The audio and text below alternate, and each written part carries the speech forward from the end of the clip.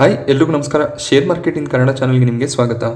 ಈ ಮುದ್ರಾ ಲಿಮಿಟೆಡ್ ಈ ವಾರ ಲಾಂಚ್ ಆಗ್ತಿರುವಂತಹ ಮೂರನೇ IPO ಕಂಪನಿಯ ಬಿಸ್ನೆಸ್ ಮಾಡೆಲ್ ಯಾವ ರೀತಿಯಲ್ಲಿದೆ, ಫೈನಾನ್ಷಿಯಲ್ ಕಂಡೀಷನ್ಸ್ ಹೇಗಿದೆ, ಯಾವ ಒಂದು ವ್ಯಾಲ್ಯೂಷನ್ ಒಂದಿಗೆ ಮಾರ್ಕೆಟ್ಗೆ ಬರ್ತಿದ್ದಾರೆ, ಇಲ್ಲಿ ನಾವು ಲಿಸ್ಟಿಂಗ್ ಗೇನ್ಗಳಿಗೋಸ್ಕರ ಸಬ್ಸ್ಕ್ರೈಬ್ ಮಾಡ್ಕೋಬೋದಾ ಅಥವಾ ಲಾಂಗ್ ಟರ್ಮ್ಗೆ IPO ಯಾವ ರೀತಿಯಲ್ಲಿ ಇರುತ್ತೆ, ಸೊ ಎಲ್ಲವನ್ನು ಕೂಡ ಈ ಒಂದು ವಿಡಿಯೋದಲ್ಲಿ ನಾನು ನಿಮಗೆ ತಿಳಿಸ್ಕೊಡ್ತೀನಿ. ಕಂಪನಿಯ ಬಗ್ಗೆ ನೋಡೋದಾದ್ರೆ ಈ ಕಂಪನಿ ಭಾರತದ ಅತಿ ದೊಡ್ಡ ಲೈಸೆನ್ಸ್ ಸರ್ಟಿಫೈಯಿಂಗ್ ಅಥಾರಿಟಿ ಆಗಿರ್ತಾರೆ. 2 ವರ್ಟಿಕಲ್ಗಳಲ್ಲಿ ಕಂಪನಿ ಕೆಲಸವನ್ನ ಮಾಡ್ತಾರೆ. ಡಿಜಿಟಲ್ ಟ್ರಸ್ಟ್ ಸರ್ವಿಸಸ್ ಹಾಗೆಯೇ ಎಂಟರ್ಪ್ರೈಸ್ ಸೊಲ್ಯೂಷನ್ಗಳನ್ನು ಇವರು ಪ್ರೊವೈಡ್ ಮಾಡ್ತಾರೆ. ಮೇಜರ್ ಆಗಿ ಕಂಪನಿ ಪ್ರೊವೈಡ್ ಮಾಡುವಂಥ ಸರ್ವಿಸಸ್ಗಳನ್ನು ನಾವು ಗಮನಿಸಿದಾಗ ಇಂಡಿವಿಜುವಲ್ ಅಥವಾ ಆರ್ಗನೈಸೇಷನಲ್ ಸರ್ಟಿಫಿಕೇಟ್ಸ್ಗಳನ್ನು ಇವರು ಪ್ರೊವೈಡ್ ಮಾಡ್ತಾರೆ. ಹಾಗೆ ಡಿಜಿಟಲ್ ಸಿಗ್ನೇಚರ್ ಸರ್ಟಿಫಿಕೇಟ್ ಸರ್ವಿಸಸ್ಗಳು ಕೂಡ ಅವೈಲೇಬಲ್ ಇದೆ. ಹಾಗೆಯೇ SSL TLS ಸರ್ಟಿಫಿಕೇಟ್ಸ್ ಮತ್ತು ಡಿವೈಸ್ ಸರ್ಟಿಫಿಕೇಷನ್ಸ್ಗಳನ್ನು ಕೂಡ ಪ್ರೊವೈಡ್ ಮಾಡ್ತಾರೆ. ಮೇಜರ್ ಆಗಿ ಸೆಕ್ಯೂರಿಟಿ ರಿಲೇಟೆಡ್ ಕೆಲಸವನ್ನು ಮಾಡುವಂಥ ಒಂದು ಕಂಪನಿ. ಹಾಗೆ ಪೇಪರ್ಲೆಸ್ ಟ್ರಾನ್ಸ್ಫಾರ್ಮೇಷನ್ ಸೊಲ್ಯೂಷನ್ಗಳನ್ನು ಕೂಡ ಪ್ರೊವೈಡ್ ಮಾಡ್ತಾರೆ.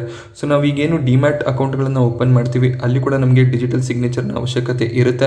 ಆಧಾರನ ಬೇಸ್ ಆಗಿ ಇಟ್ಕೊಂಡು ನಾವು ಡಿಜಿಟಲ್ ಸೈನ್ ಅನ್ನು ಕೂಡ ಮಾಡ್ತೀವಿ. ಸೊ ಡಿಜಿಟಲ್ ಸಿಗ್ನೇಚರ್ಗಳನ್ನು ಈ ಕಂಪನಿ ಪ್ರೊವೈಡ್ ಮಾಡ್ತಾರೆ.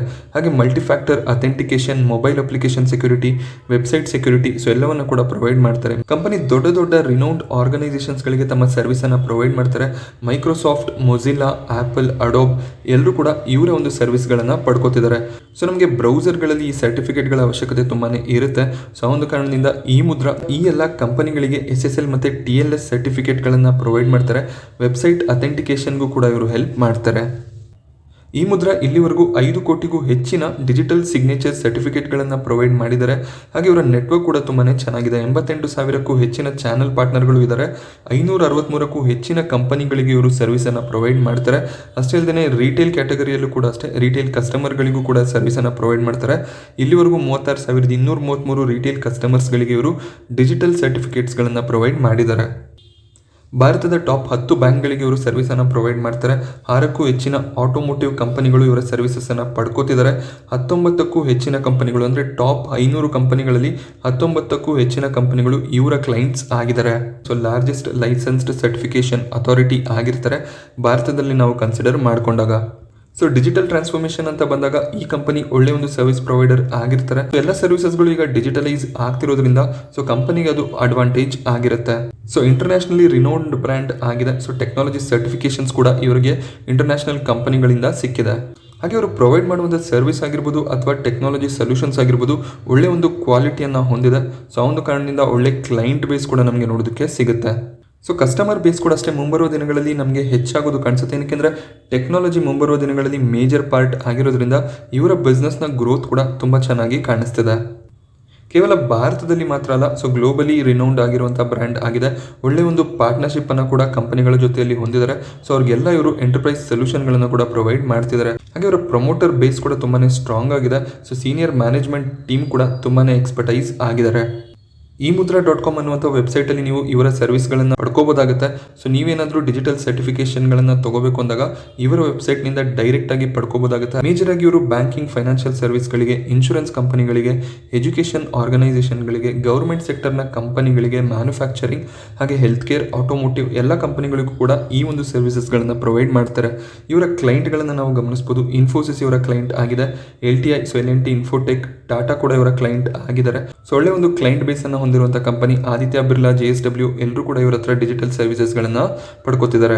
ಕೇವಲ ಇಂಡಿಯಾ ಮಾತ್ರ ಅಲ್ಲ, ಬೇರೆ ಬೇರೆ ಕಂಟ್ರಿಗಳಲ್ಲೂ ಕೂಡ ಇವರ ಪ್ರೆಸೆನ್ಸ್ ಇದೆ. ಸೊ ಅದು ಕೂಡ ಕಂಪನಿಗೆ ಪಾಸಿಟಿವ್ ಆಗಿರುತ್ತೆ. IPO ಡೀಟೇಲ್ಸ್ ಅನ್ನು ಗಮನಿಸಿದಾಗ IPO ಮೇ 20 ಶುಕ್ರವಾರ ಓಪನ್ ಆಗ್ತಿದೆ. ಮಂಗಳವಾರ ಮೇ 24ರವರೆಗೂ ಇಶ್ಯೂ ಓಪನ್ ಇರುತ್ತೆ. ಸೊ ಅಲ್ಲಿವರೆಗೂ ನಾವು ಸಬ್ಸ್ಕ್ರೈಬ್ ಮಾಡಬಹುದಾಗುತ್ತೆ. ಪ್ರೈಸ್ ಬ್ಯಾಂಡ್ ಅನ್ನು ಗಮನಿಸಿದಾಗ 243ರ ಮಿನಿಮಮ್ ಪ್ರೈಸ್ ಇದೆ. 256ರ ಕಟ್ ಆಫ್ ಪ್ರೈಸ್ ನೊಂದಿಗೆ ಬರ್ತಿದ್ದಾರೆ. ಸೊ ಇಲ್ಲಿ ಇಶ್ಯೂ ಓವರ್ ಸಬ್ಸ್ಕ್ರೈಬ್ ಆದಾಗ 256ರ ಕಟ್ ಆಫ್ ಪ್ರೈಸ್ ನಲ್ಲಿ ಅಪ್ಲೈ ಮಾಡಬೇಕಾಗುತ್ತೆ. ಟೋಟಲ್ ಇಶ್ಯೂ ಸೈಜ್ ಬಂದು 412 ಕೋಟಿಯ IPO ಆಗಿರುತ್ತೆ. ಒಂದು ಸಣ್ಣ ಸೈಜ್ನ IPO ಅಂತ ಕನ್ಸಿಡರ್ ಮಾಡ್ಕೋಬಹುದು. ಫೇಸ್ ವ್ಯಾಲ್ಯೂ ₹5 ಪ್ರತಿ ಶೇರ್ಗೆ. ಹಾಗೆ ಮಾರ್ಕೆಟ್ ಲಾಟ್ 58 ಶೇರ್ಗಳ ಲಾಟ್ ಆಗಿರುತ್ತೆ. ಸೊ ನಾವು ಒಂದು ಲಾಟ್ಗೆ ಅಪ್ಲೈ ಮಾಡಿದಾಗ 58 ಶೇರ್ಸ್ಗಳಿಗೆ ಅಪ್ಲೈ ಮಾಡ್ತೀವಿ. ಹಾಗೆ ಅಲಾಟ್ಮೆಂಟ್ ಡೇಟನ್ನು ಗಮನಿಸಿದಾಗ 27 ಮೇ ಅಲಾಟ್ಮೆಂಟ್ ಡೇಟ್ ಆಗಿರುತ್ತೆ. ಅಲಾಟ್ಮೆಂಟ್ ಸಿಗಲಿಲ್ಲ ಅಂದರೆ 30ಕ್ಕೆ ನಿಮಗೆ ರೀಫಂಡ್ ಆಗುತ್ತೆ. ಅಲಾಟ್ಮೆಂಟ್ ಸಿಕ್ಕಿದ್ರೆ 31ನೇ ತಾರೀಕು ಶೇರ್ಗಳು ನಿಮ್ಮ ಡಿಮ್ಯಾಟಲ್ಲಿ ಕ್ರೆಡಿಟ್ ಆಗುತ್ತೆ. IPO ಲಿಸ್ಟಿಂಗ್ ಡೇಟ್ 1ನೇ ತಾರೀಕು ಜೂನ್ ಇರುತ್ತೆ. ಸೊ ಒಂದು ಲಾಟ್ಗೆ ನೀವು ಅಪ್ಲಿಕೇಶನನ್ನು ಹಾಕ್ತೀರಾ ಅಂದಾಗ ₹14,848 ಅವಶ್ಯಕತೆ ಇರುತ್ತೆ. 1,93,000 ಬಳಸ್ಕೊಂಡು 13 ಲಾಟ್ಗಳಿಗೆ ರಿಟೇಲ್ ಇನ್ವೆಸ್ಟರ್ಸ್ಗಳು ಅಪ್ಲಿಕೇಶನನ್ನು ಹಾಕ್ಬೋದಾಗುತ್ತೆ. 13 ಲಾಟ್ಗೂ ಹೆಚ್ಚಿನ ಒಂದು ಅಪ್ಲಿಕೇಶನ್ ಹಾಕಬೇಕು ಅಂದಾಗ NII ಕ್ಯಾಟಗರಿಯಲ್ಲಿ ಅಪ್ಲೈ ಮಾಡಬೇಕಾಗುತ್ತೆ. ಕಂಪನಿಯ ಫೈನಾನ್ಷಿಯಲ್ಸನ್ನು ಗಮನಿಸೋದಾದರೆ 2019 ಫೈನಾನ್ಷಿಯಲ್ ಇಯರ್ನಲ್ಲಿ ಇವರು 17 ಕೋಟಿಯ ಪ್ರಾಫಿಟನ್ನು ಮಾಡಿದರು. 2020 ಫೈನಾನ್ಷಿಯಲ್ ಇಯರ್ನಲ್ಲಿ ನಮಗೆ ಪ್ರಾಫಿಟ್ 18.5 ಕೋಟಿಯಷ್ಟು ಕಾಣಿಸ್ತಿದೆ. 2021 ಫೈನಾನ್ಷಿಯಲ್ ಇಯರ್ನಲ್ಲಿ ಪ್ರಾಫಿಟ್ ಗ್ರೋ ಆಗಿದೆ, 25 ಕೋಟಿಯ ಪ್ರಾಫಿಟ್ ಕಾಣಿಸ್ತಿದೆ. ಹಾಗೆ 2022 ಫೈನಾನ್ಷಿಯಲ್ ಇಯರ್ನಲ್ಲಿ 2 ಕ್ವಾರ್ಟರ್ನ ಡೇಟಾ ಅವೈಲೇಬಲ್ ಇದೆ. ಸೊ 2 ಕ್ವಾರ್ಟರ್ನಲ್ಲಿ ಇವರು ಆಲ್ಮೋಸ್ಟ್ 20 ಕೋಟಿಯ ಪ್ರಾಫಿಟನ್ನು ಮಾಡಿದ್ದಾರೆ.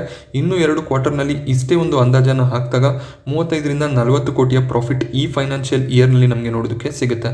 ಸೊ ಪ್ರಾಫಿಟ್ ಇಲ್ಲಿ ಗ್ರೋ ಆಗ್ತಿದೆ. ಹಾಗೆ ಇವರ ರೆವೆನ್ಯೂನಲ್ಲಿ ಕೂಡ ಒಳ್ಳೆ ಒಂದು ಗ್ರೋತ್ ಇದೆ. ಕಂಪನಿ ಒಳ್ಳೆ ಒಂದು ಫೈನಾನ್ಷಿಯಲ್ ಟ್ರ್ಯಾಕ್ ರೆಕಾರ್ಡ್ ಅನ್ನ ಹೊಂದಿದ್ದಾರೆ. ಟೋಟಲ್ ಇಶ್ಯೂ ಸೈಜ್ ಆಲ್ರೆಡಿ ನಿಮಗೆ ಹೇಳಿದೆ 412 ಕೋಟಿಯ ಇಶ್ಯೂ ಆಗಿರುತ್ತೆ. ಇದರಲ್ಲಿ ಫ್ರೆಶ್ ಇಶ್ಯೂ ಕೂಡ ಇದೆ, ಹಾಗೆ ಆಫರ್ ಫಾರ್ ಸೇಲ್ ಕೂಡ ಇರುತ್ತೆ. ಆಫರ್ ಫಾರ್ ಸೇಲ್ ಅಂದಾಗ ಪ್ರಮೋಟರ್ ಮತ್ತೆ ಇನ್ವೆಸ್ಟರ್ಸ್ಗಳು ತಮ್ಮ ಶೇರನ್ನು ಮಾರ್ಕೆಟಲ್ಲಿ ಲಾಂಚ್ ಮಾಡ್ತಿರ್ತಾರೆ.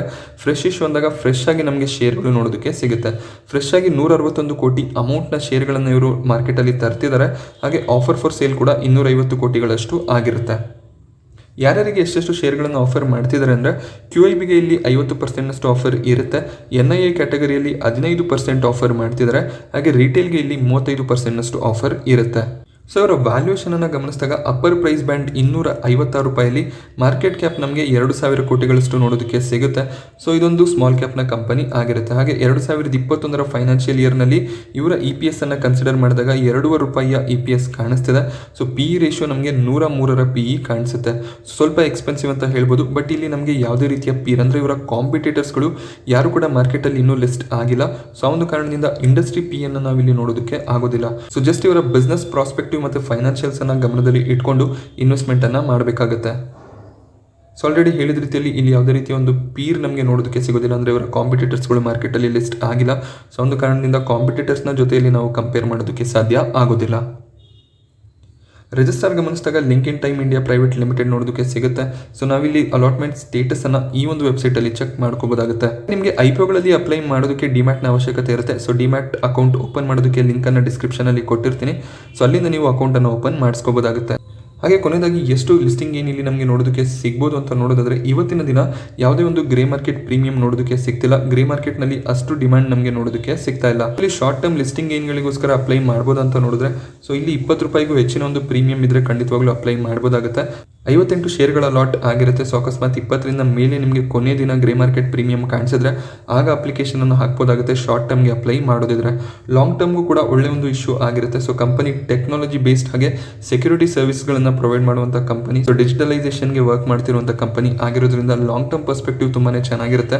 ಫೈನಾನ್ಷಿಯಲ್ಸ್ ಕೂಡ ಚೆನ್ನಾಗಿದೆ. ಸೊ ಲಾಂಗ್ ಟರ್ಮ್ಗೆ ನಿಮ್ಮ ಪೋರ್ಟ್ಫೋಲಿಯೋದಲ್ಲಿ ನೀವು ಇಟ್ಕೋತೀರಂದ್ರೆ ಖಂಡಿತವಾಗ್ಲೂ ಅಪ್ಲೈ ಮಾಡ್ಬೋದಾಗುತ್ತೆ. ಪೋರ್ಟ್ಫೋಲಿಯೋನಲ್ಲಿ ಡೈವರ್ಸಿಫಿಕೇಶನ್ ಕೂಡ ಇರುತ್ತೆ.